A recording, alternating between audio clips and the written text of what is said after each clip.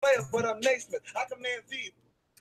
All right, so we are live. This is Brews and Bets. I didn't even tell Ty that we were going. I heard the music in the background. But we got a Carolina Duke game coming up, so I got to get this.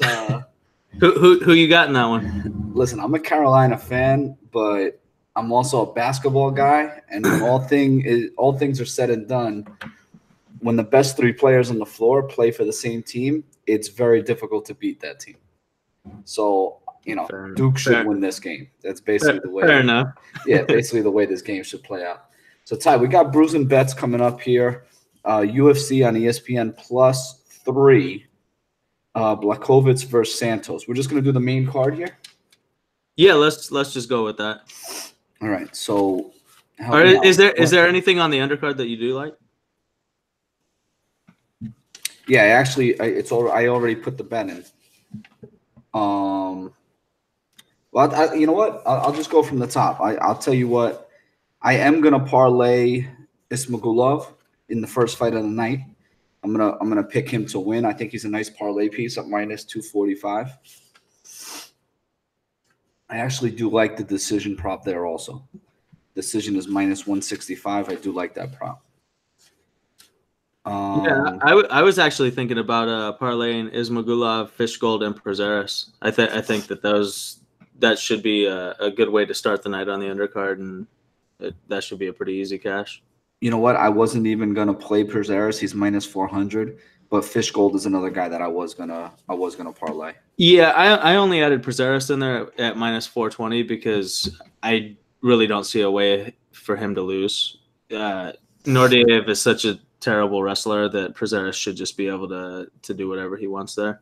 And so, I mean, it adds extra value to the Ismagulov and Fishgold parlay. All right, so I gotta tell you what just happened. All right, so we just filmed Brews and Bet. We just filmed the Quan Edge, our DraftKings breakdown. That'll be posted up tonight. Anybody that wants to get in on that, you need a subscription for that. You can go with promo code Brews or promo code UFC. So after we filmed that time, I went to lay down with my son, put my son to bed, and I actually just put in a bet. I actually took Duke and the two guys that I just said. I actually parlayed Duke, Ismagulov, and Fishgold.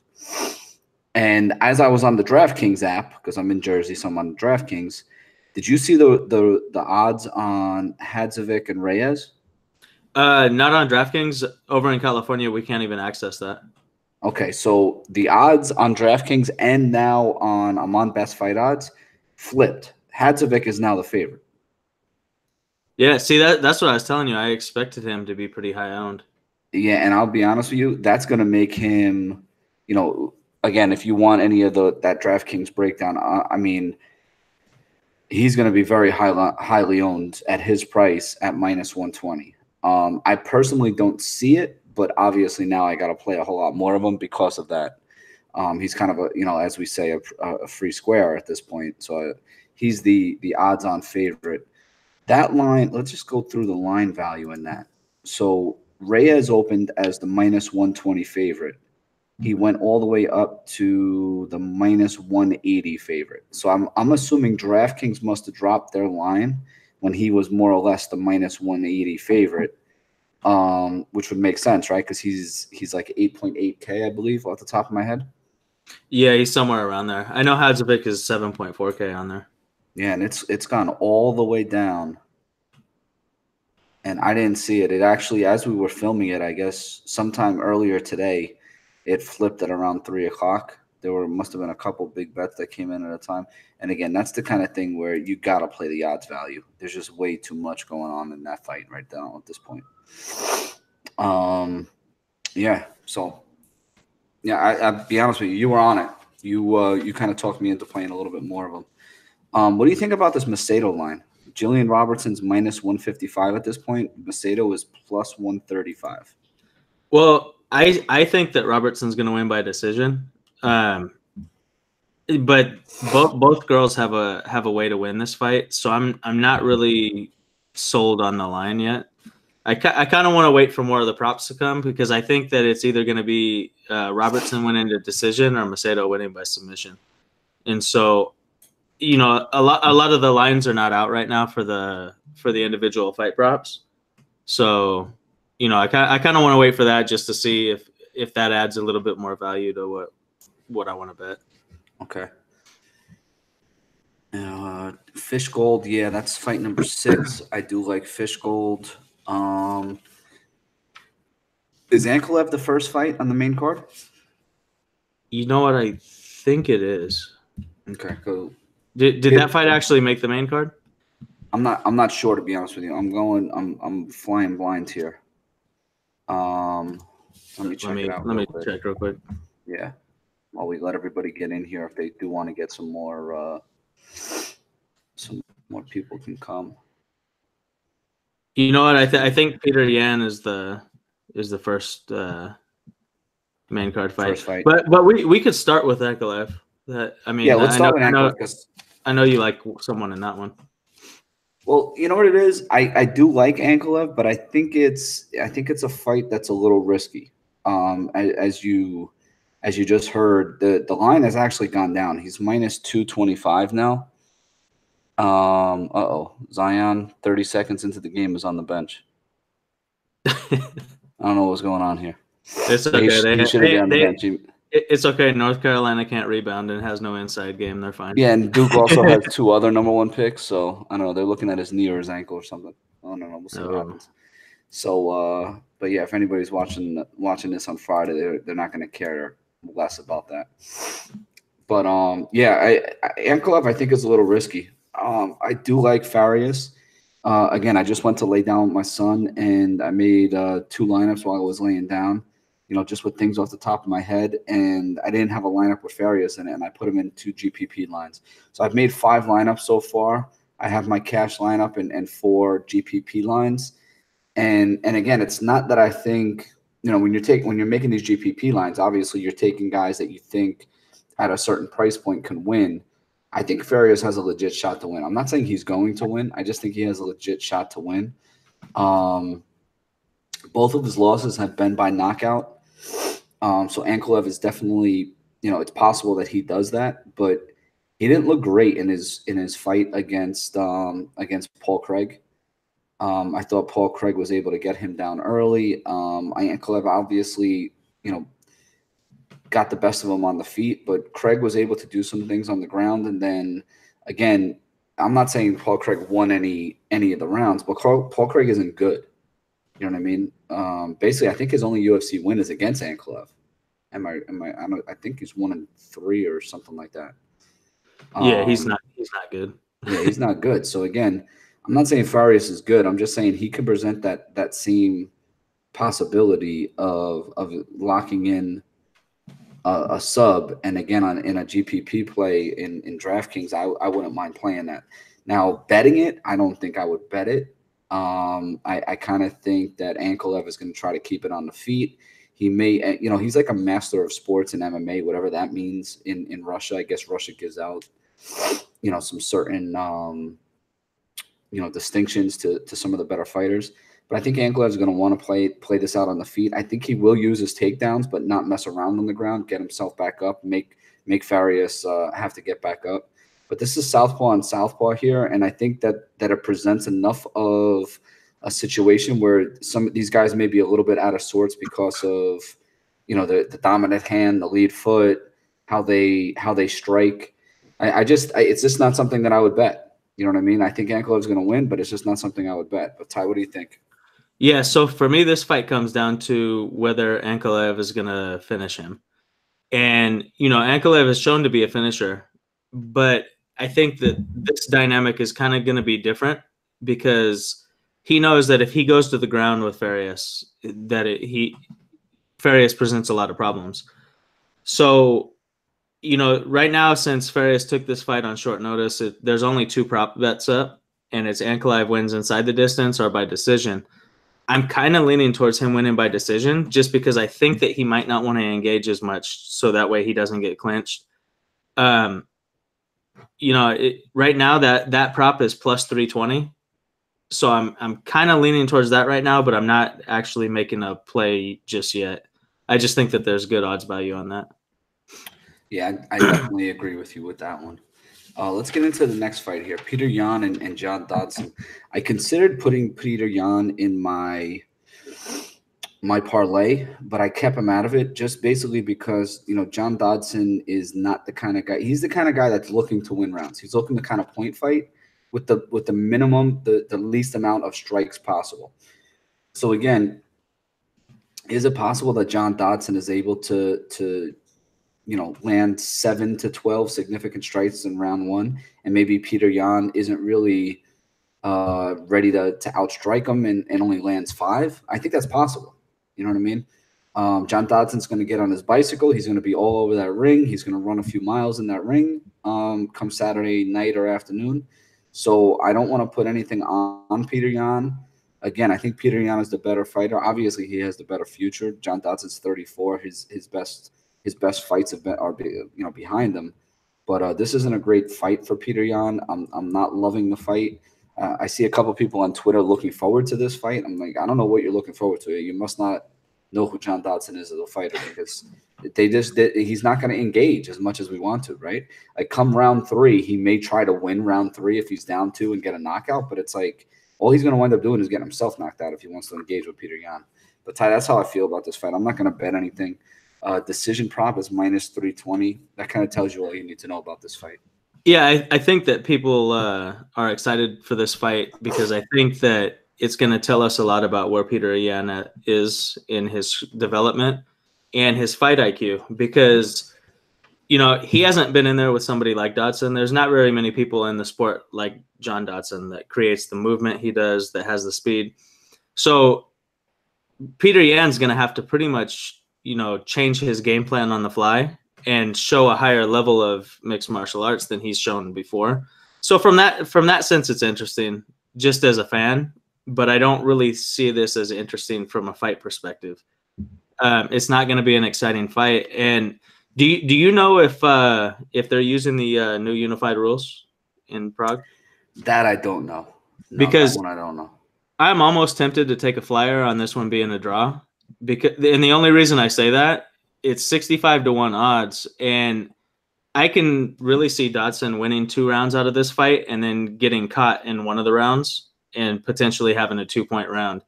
And it feels really weird to suggest a draw, and I'm not really suggesting it, but this is one of those type of fights that could be a flyer on it, because Yan's going to be looking for the knockout. Dodson's going to be looking to outpoint him. I think Dodson might outpoint him 2 of the rounds and steal those. And, I don't know if I'm confident enough for a bet on Dodson, but, I actually might put $10 on just being a draw and just seeing what happens. Yeah, just to play something there. That's not a bad way to think about it. I don't understand why anyone would really be looking forward to a John Dodson fight. You know what I mean? It's just how I feel. I mean, maybe it sounds overly negative, but I just don't like even. Let me just say this one statement, and then you can say whatever you need to say after that. Like you say, this is gonna kind of put us and let us know where we are with Peter Yan, right? Like I don't think anybody else in UFC right now fights like John Dodson. You know what I mean? So what is that really showing us about John Dodson? I mean, Peter Yan. You know what I mean? Like for example. It's pretty much where he's at in terms of his fight IQ. If he could switch game plans on the fly, if Dodson's outpointing him in round 1, how's he going to switch his game plan to round 2? It's stuff that we haven't seen from Peter Yan that now we're going to have kind of an understanding of his coaching and just his level of mixed martial arts. Okay, from that perspective, I get it, but like I would say take a fight like Volkanovski and Mendez. You know what I mean? Like I was able to see how tough Volkanovski really is in that fight. You know what I mean? Like that showed me something about Volkanovski. This fight about Peter Yan, from your perspective, yes, I get what you're saying now, but to me, it's just like, all right, let's get this fight over and then let's put him in with somebody that actually wants to fight. Well, it's not exciting. It's just interesting from that perspective that it's a dynamic that we're going to kind of get to see a glimpse into his mindset and his game plan and his coaching for potentially later on when he's a championship level fighter. And so, I mean, it's definitely not going to be exciting, but it's just interesting. And I'm not suggesting a draw. I'm just saying at 65-1 odds, this is the type of fight that I could see Dodson stealing 2 rounds and then getting caught and almost finished. And, you know, at 65-1 odds, $10, what the heck? Oh, no, I totally agree. So let's just talk about some of the sponsors. I post most of my bets on betmma.tips. And then again, Eat Clean Bro. I always wear the hat. I actually got my the Quant Edge shirt. I don't know, Ty, if you ordered any shirts, but I got my Quant Edge shirt. And again, if anybody wants a Quant Edge MMA subscription or any subscription, they're going to have baseball. They have basketball now. By all means, use our promo code. You can get it with Brews or promo code UFC. This next fight, I actually have a narrative here, and I bet this fight already. So Lucy Pudilova and Liz Carmouche. I'm on Pudilova here. I think Pudilova has the advantage striking. I know Carmouche is a multiple takedown kind of fighter. The issue with Carmouche, in my opinion, is that when she doesn't go for the takedown, she's only aggressive when she goes for takedowns, and she closes the distance. Usually throws multiple strikes and then looks to clinch up. Usually in the middle of the she's not really a cage. Body lock kind of takedown artist. She's more of a middle of the cage. Looks to come in, close the distance, get a body lock, and trip you in the middle of the cage. That's more or less the way that Carmouche really works her takedowns. If that happens in 2 of the 3 rounds, she's going to beat Pudilova. But I think that Pudilova is going to be able to know that that's coming. She's dropping down in weight here. She usually fights at 135. She's fighting here at 125. So I think she'll be the better striker. And as I've said previously, I think she very easily could be 4-0 in the UFC. I thought she kind of beat Lena Landsberg, and I thought that she beat Irene Aldana last time out. But needless to say, Pudilova, this is kind of a home fight for her. This card is UFC Prague. And again, she's from the Czech Republic. So I think that she's going to have a hometown crowd, and as long as she doesn't get destroyed in 2 of these 3 rounds, I think that she will win 2 of these 3 rounds. So I actually bet Pudilova by decision. Plus 165, I believe, is what I got it at. Ty, what do you think here? Play him in narrative street or no?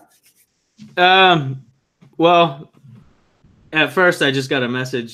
So Zion actually got hurt because of a broken shoe. Oh boy. So I don't know if you've seen that. But yeah, so going back to the fight, I'm not really sold on Pudilova. She is the better striker in this matchup. I'm just not convinced that she's going to be the bigger, stronger fighter. I know she's dropping down in weight, but Carmouche just dropped down in weight, and ever since she dropped down, she's looked she's had the best performances of her career. I actually think that Carmouche is gonna work the clinch, get some dirty boxing in, take advantage of her, use her strength advantage to outmuscle her, and eventually get her to the ground and grind out a decision here. So, I mean, I know that you're set on Pudilova. I don't know if I'd really bet this one, so I probably will be rooting for you. I just don't really like Pudilova's chances on this one. Not even with narrative street? No, I don't. I'm not a fan of narratives. Bro, that's a good narrative though. Yeah, I mean it is, but I'm about the skill level, and I think that Carmouche has a pretty clear path to victory here, and she's been fighting a lot smarter too, and you know she has a good fight IQ. She's going to come in with the game plan that she knows what to do, and I don't really know how Pudilova is going to stop that. All right, Ty, I'm going to throw this one right back at you, and it's Michael Olic. I don't know. Michael Olic, I took another shot at the last name, but I'm not really sure. And John Villante. Again, a couple weeks ago at UFC Brooklyn, I was hanging out with John Villante. He was actually hanging out with me, but I was sitting at the table doing my work for MMA India, posting some videos on YouTube. I had my laptop out. He comes and sits right across from me at the table. They, in the media room in Brooklyn, they had a whole food spread out. So he came in to do an interview. grab something to eat. And some of the guys came in. Chris Weidman came in.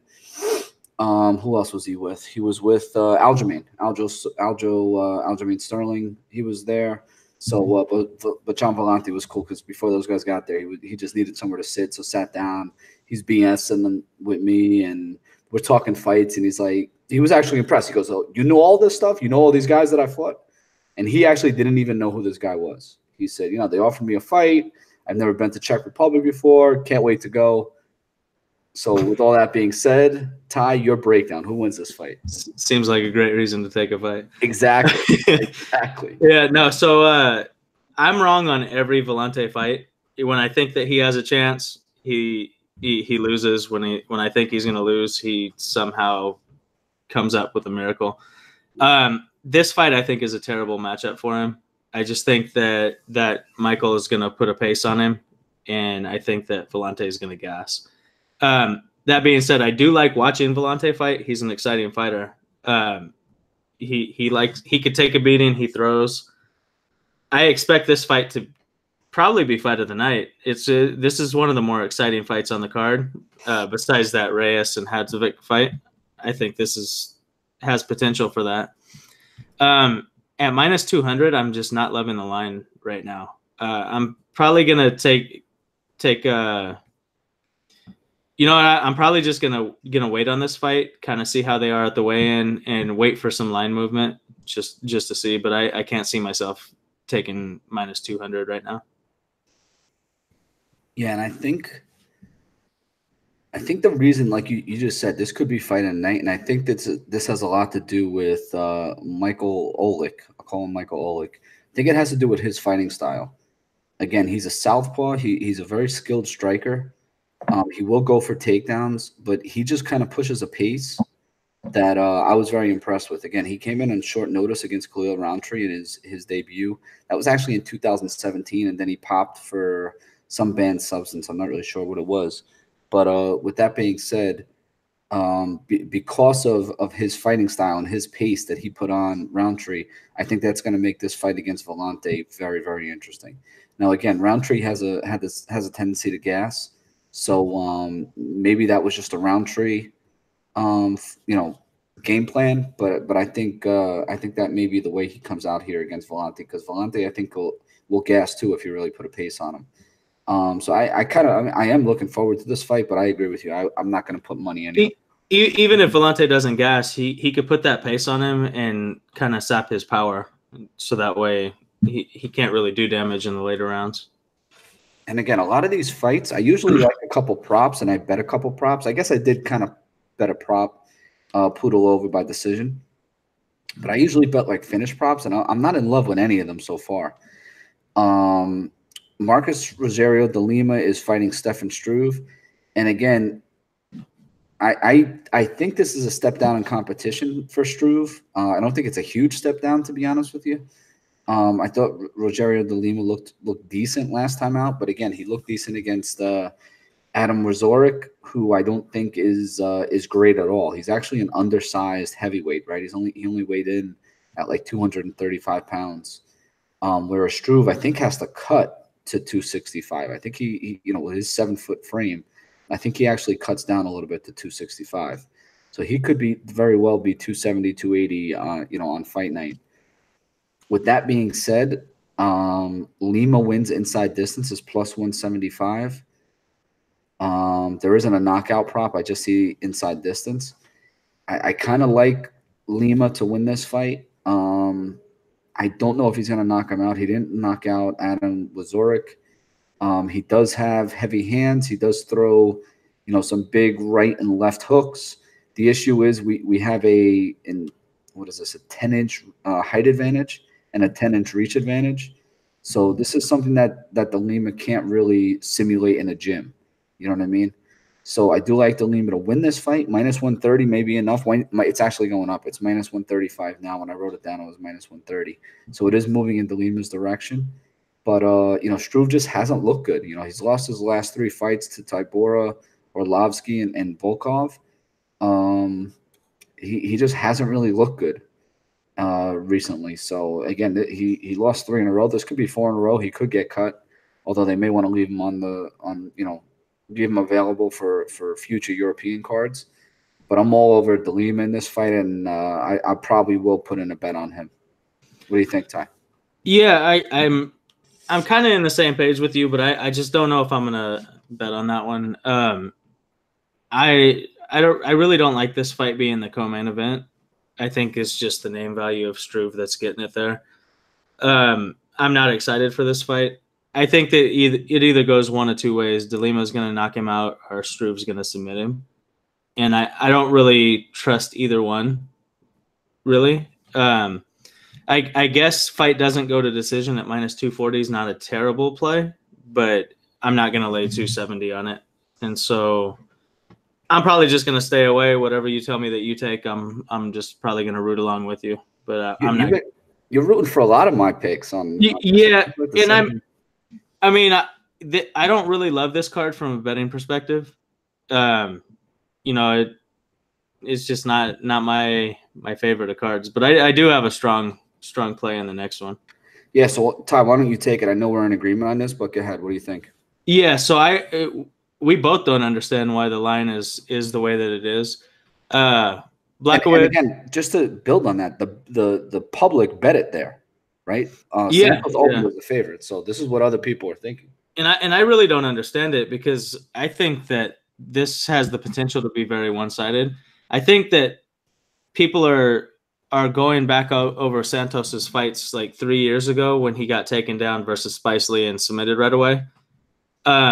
They think that Blachowicz is going to do the same thing, which I think that Santos's jiu-jitsu, or at least defensive grappling game, is a lot better now than it was back then. And not saying that he can do whatever he wants and avoid submissions, but if Blachowicz gets it to the ground, I think Santos has learned skills to get this fight back to the feet. And I think if he could keep it on the feet or get back up to the feet, he holds such a significant advantage there. Right now the line's minus 110. And so I actually think Santos is going to knock him out. So I went and looked at the prop for Santos to win inside the distance, and it's the same. It's minus 110 also. So you might as well just take him straight away, just in case it's a decision. Yeah, and again, I'm not really sure why though, right? Fight doesn't go to decision is minus 425. So they're basically saying it's going to be inside the distance. They're leaving themselves no moving point. I think that line is gonna switch. I would guess that it's gonna switch. And there's got to be a Santos by KO TKO at some point. Maybe get a little bit better line. But again, I think he's gonna win. I think he's gonna win inside the distance. I think he will knock out Blachowicz. He is a BJJ black belt, but for the most part, I don't think he always tries to get fights to the ground. I think that he has had a little bit of success, but sometimes he kind of struggles. Krylov, he kind of had an advantage with the thickness. I think he was thicker than him.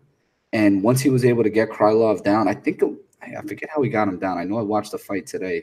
But maybe it was in the clinch, or it may have been he caught a kick or something like that. But Krylov just looks small on the ground compared to me. Krylov actually doesn't look that strong either in that last fight that he was able to get that submission. But, I mean, for the most part, I think Santos has the speed. I think he has the strength advantage. Blachowicz may be thicker than him and bigger than him, way more than him on fight night. But Santos is coming up from 185, and I don't think he has to cut as much weight. That quickness is just killer, and his just natural strength and ability. His quick reaction is very, very impressive. And again, even take it a step further, Blachowicz lost to Jimmy Manuel the first time, beat him the second time, actually knocked him down in the first round, and then couldn't finish him. Santos really didn't have any problem, walking right through Jimmy Manuel. I mean, Manuel probably would have got knocked out in the first round if it weren't for Santos.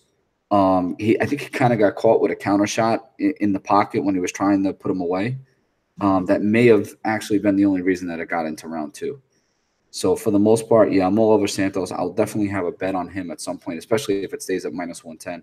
And as Ty said, I would just take him by the minus 110 odds. I wouldn't play the inside the distance prop. Obviously, it's the same prop, so why would you even play it? It doesn't even make sense saying that. But Ty, anything else you like here? Maybe just go over a couple parlay pieces. I personally will be on as a parlay piece. I've already bet them. Chris Fishgold and Ismagulov with the Duke Blue Devils, who are actually down 11 right now. But I don't think Zion's come back in the game yet either. So I don't know how bad that injury is. Supposedly his shoe broke. They couldn't get another pair of shoes or something. Like, did he turn his ankle or something? No. He got hurt because of a broken shoe, and he had to go back to the locker room. Oh, so he turned his ankle? I think so. Okay. I'm not watching the game. I just got an update on my phone. Yeah, I have it on right now, so I'm just trying to see. So that's part of my parlay. I got Fishgold, Ismagulov, and Duke, who now has to come back from an 11-point lead. If you do like Duke, no, you may want to live bet it if you do like Duke. All right, that's it. That's Brews and Bets. Everybody, good luck this weekend with your bets. Any questions? Obviously, hit us up on Twitter. If you're interested in the Quant Edge, promo code Brews, promo code UFC. Ty, what else are you working on? My prize picks this week? Yeah, so my prize picks, I should have the projections in tomorrow. So, sign up there, use our code Brews. If you disagree with anything that I'm on, you might as well take advantage of it and make some money on it. And also one boxing note, the Chris Eubank Jr. is fighting James DeGale tomorrow on Saturday. Yeah, Saturday. And this fight is going to go to a decision. Right now, that prop is minus 161. You might as well take that and get some extra money on Saturday. Yeah, definitely good call on that one. And then again, the Quant Edge is working on an optimizer, right? We spoke with Elliot today. He's working on the optimizer for MMA, so we should have it soon. Ty has been doing projections. He's been doing his own projections, and then those projections will be fit into an optimizer over the next few weeks, I would guess, right? Ty, do you have any time frame on that? Yeah, so I'm actually not working on it. So what I've been doing is I've been making my projections, getting it to him, and he's having the tech people work on it. And so I know last week I got it to him a little bit early so they could kind of start developing it. And this week he actually just told me today that they're going through the process of getting it done. So I'd expect it in the next few weeks or so. Yeah, so even more reason. Well, hopefully it'll be there by the John Jones card. That's what I'm hoping for. So. Yeah, definitely. And then even more reason to sign up for the Quant Edge. So again, promo code Brews or promo code UFC. All right, good luck this weekend, guys.